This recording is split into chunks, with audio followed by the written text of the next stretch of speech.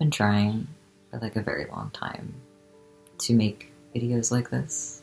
Like videos where I just document my week and sort of share what I'm going through, what I'm experiencing, and how I'm seeing life and what's on my mind. But I find myself weirdly self-conscious, which I think is strange.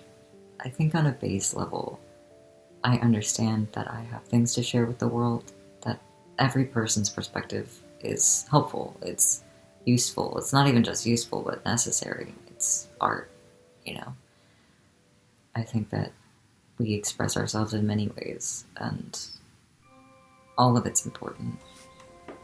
But I find myself drifting back to this very, I have nothing to say, I have nothing to contribute to the conversation. I have nothing of interest to share. I don't have, you know what I mean? Like, I'm not interesting enough to share my perspective, which, if I think about objectively, I like, personally,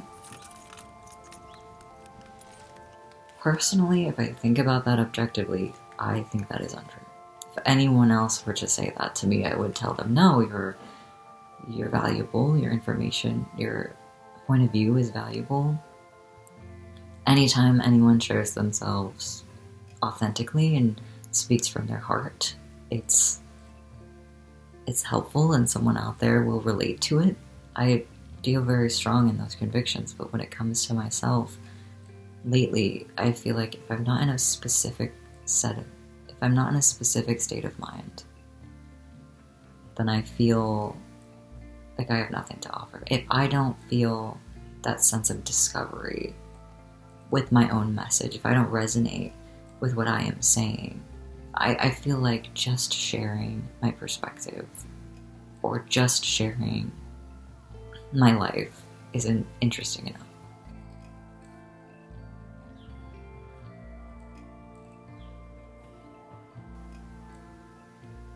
I find myself falling into this trap of a rock and a hard place of, you know, what will get me views, like what will keep people here, what will keep people interested in me, and what's me being fully authentic. And that's something I vacillate wildly between, I feel. I don't want to be putting too much pressure on myself, and I think I do it subconsciously, and I think it spills out into my life, and it spills out into the way I interact with and treat other people. I don't like the way sometimes I think about the people closest to me, and I think if I really sit down and think about it, I think it mirrors the way I feel about myself. So I really wanted to just examine, you know, reflect on how I treat people and how much trust I have for myself and how that shows up in my relationships.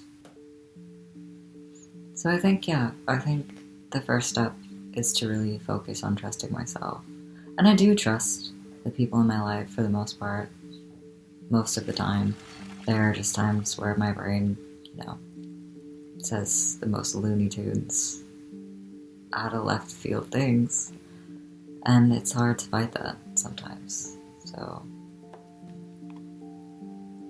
I think, you know, knowing some part of me, that in some part of me, I do trust people who are in my life. I do trust myself. I think that's a good place to start.